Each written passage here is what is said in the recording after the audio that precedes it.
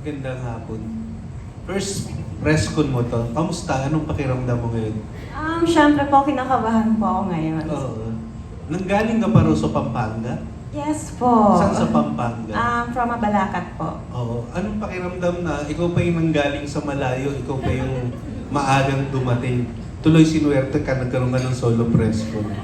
Ayun nga po, may kasabihan nga po early bird catches the grain. So ayun po, pressure po ako medyo kinakabahan.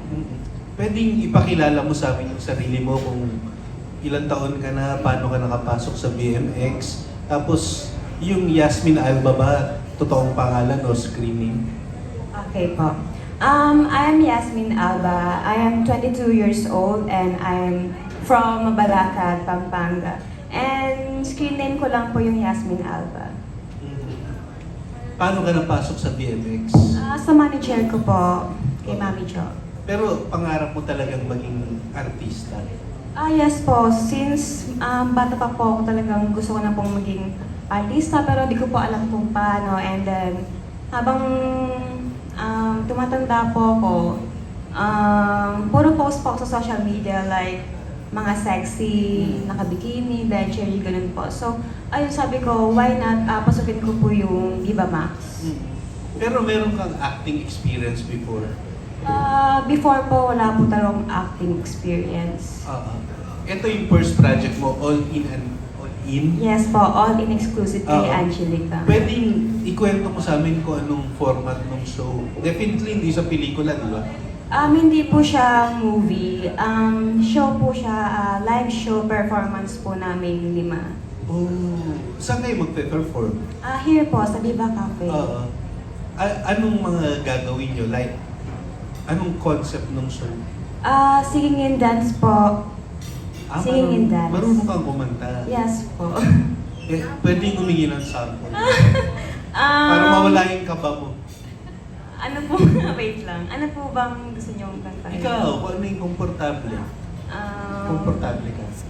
Wala po ba talaga? Oo. Okay, sige pa. Sige.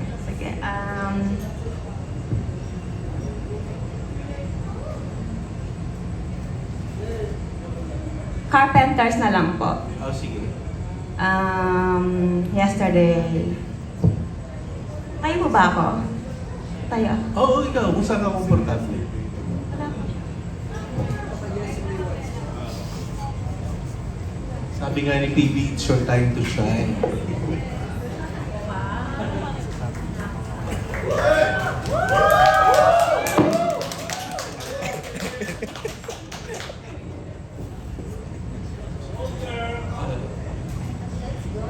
Even though the boys are crazy, even though the guys are crap, even though we show me maybe I'm surely mine. If you told me nothing, baby, yun lang po, nakaban po ako eh. Sorry. Hindi siya okay.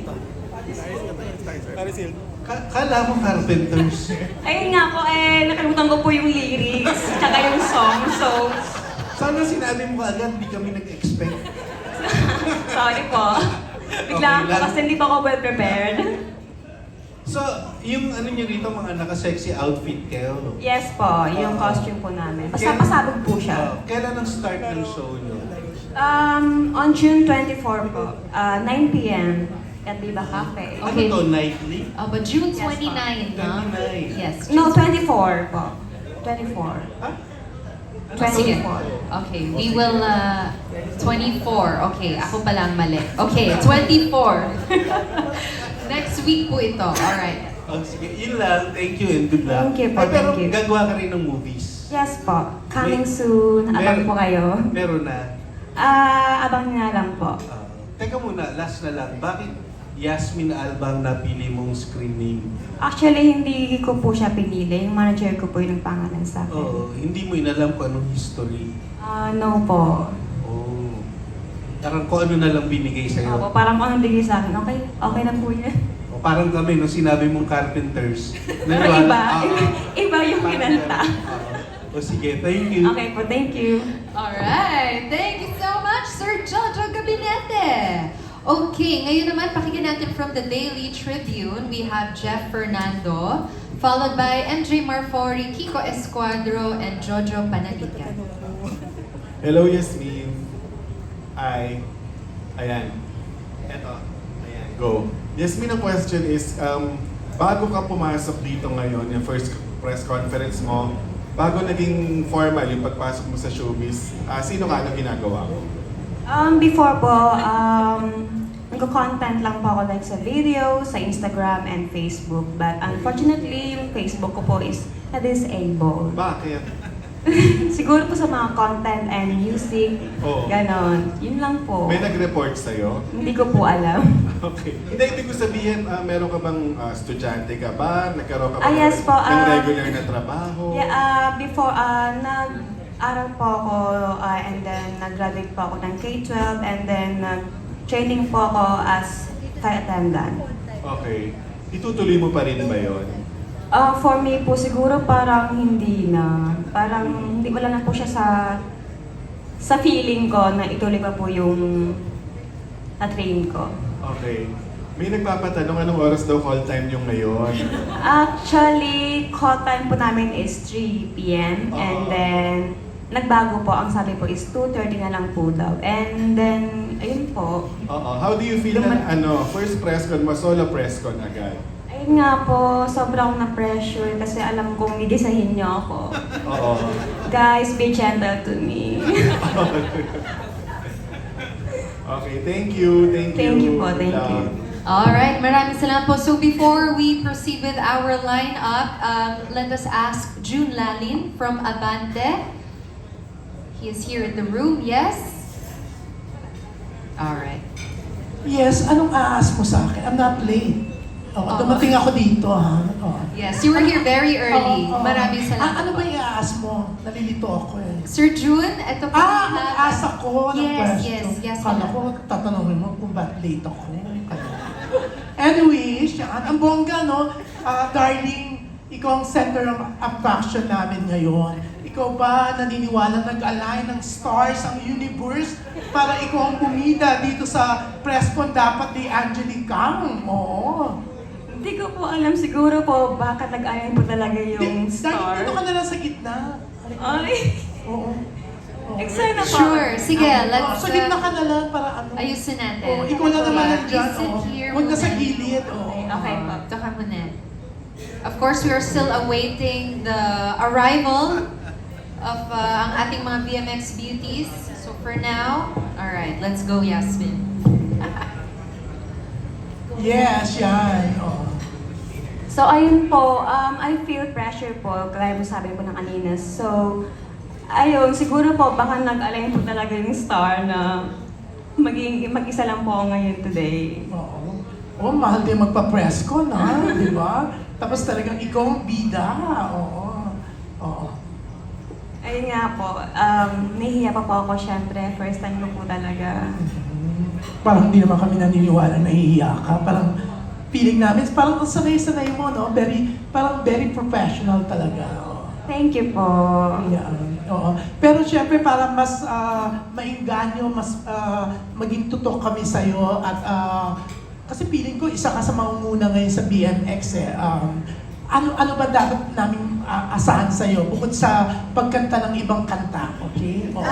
Syempre, abangan niyo po yung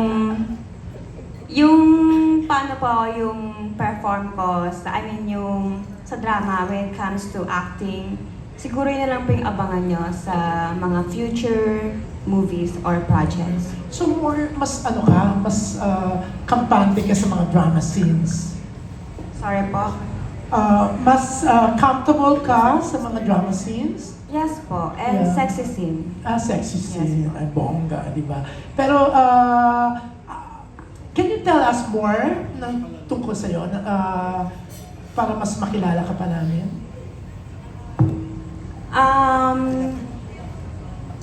Ano po bang gusto niyo pong malaman? Okay, Yasmin,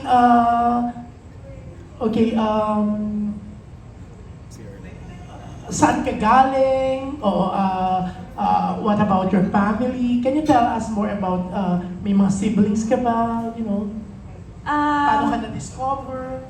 Okay po. Gaya po sabi kanina, taga Pampanga po ako, taga Mabalakad. And pang-anim po ako sa magkakapatid, puro babae po kami. And yun lang po.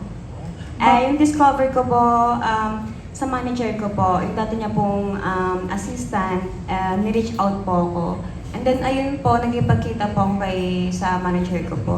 Ayun, doon po nag-start. Oo, sa Mabalakat ka. Ang Yes. daming magagaling doon, ha? Alam mo, si Elwood Perez, yung director na magaling, taga Mabalakat siya, di ba? Sino pa mga taga Mabalakat na mga sikat? Pagkakalam ko po, mga taga Pampanga po sila, Mika Salamanca, sila Karen Lopez po, from BMX, Karen Lopez. Ayun lang po yung pagkakalam ko. Yan. Anyways, good luck, Yasmin. Thank you Yan. po, thank you. Oo. We're so excited na mapanood ka dito sa show nyo, no? Oo. I just hope na kompleto kayo kasi baka maging solo show mo rin yun, ha? Di ba? Kaya nga po, yun, sana dumating po sila mamaya. Thank you. Thank you po, thank you. Alright, maraming salamat po, Sir June. Okay, so let's just talk about the event a little bit no, before we proceed with our lineup. So, again, it's on June 24th, next week, here at the Viva Cafe. So, we will be selling tickets for this. So, the door charge is 1,500 pesos. May raffles na kasama, free VMX voucher subscriptions at marami pang surprises. So, if you want to get tickets, please go to the official VMX and Viva Cafe social media pages for reservations and ticket inquiries. Okay? So, yan po. That is how we will be selling the tickets for All in Angelica. Alright, ngayon, let us proceed, of course, with MJ Marfori from TV5. Hi, congratulations, Yasmin. So, this is your first project with VMX. Yes po, And then, ano siya, no? Show. show po siya. Oo, so ano yung ma-expect namin dun sa show? Syempre, more on pasabog po kami doon. Like, sobrang like, Nag-rehearsals na kayo? opo, Ano siya, actually. dancing, Singing po. Oh. So, what kind of performance are we gonna expect? I will say, siguro i-mark ko na lang siya as spicy and sweet. Ay, wow. Mas Ayun po. sweet. Pero in terms of your on-screen projects with VMX, have you had talks already with management and the type of projects that you would want to do? Any kind naman po sa akin. If sexy scene po yung bibigay po sa akin, okay lang din po sa akin yun. But it's if ever, meron na bang na-line up? May napag-usapan na ba? May nagawa ka na rin ba na previous projects on streaming, etc.? Actually, bago pa lang po ako nag-sign sa BMX. So, actually, after po dito, pupunta po kay Big Boss para mag-usapan po yung project po na for me. Doon pa lang po. Nice. Congratulations. Long road ahead. Thank you po. Congrats, Yasmin. Alright, maraming salamat, Miss MJ. Ngayon naman, from Radar PH, we have Kiko Escuadro. Hello po. Congratulations. Ano lang, balikan lang natin. Ano tawag dito? Paano ka nag-prepare nung, kasi sabi mo na-mention mo na first time kang pumasok sa Viva. Paano ka nag-prepare in all aspect? Nag-prepare ba ako? Wait lang. Siguro po may mga pinabago pa ako sa self ko, sa katawan ko. Especially yung ilong and yung jugalia. So, ayun. I mean, sa family naman, paano ka nagpaalam? Approve Sa ba nila family to? ko, support lang po sila sa akin kasi kilala naman po nila yung core ko. So, gusto lang po nila is yung safety ko and yung happiness ko. May partner ka ba ngayon or in a relationship? Wala po, no. I just broke up with my ex. Bakit?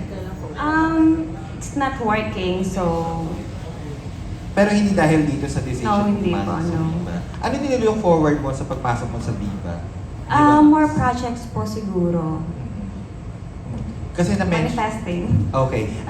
Kasi nakapanood ka naman siguro ng mga previous movies with Viva Max. Yes. Yung mga nakikita mo ba, kaya mo rin gawin yun sa future projects mo? Yes po, actually kaya ko naman po siyang gawin as a professional, as nag-work po sa Viva Max. Siyempre ayun po yung work namin. So, kaya ko po siyang gawin. Okay, thank you! Thank you so much. Alright, maraming salamat po. Ngayon naman, from Rider PH, we have Jojo Panaligan. Yasmin, ano yung kino-content mo dati sa Facebook nga ba? Yes po, pag may mga photoshoot po kami o punta po kami sa mga beach, gagawa po ako ng content kung nagpapakain ako ng manok, ganun, pinaglalaba ako. Parang province style po. Pero- Ganun extent.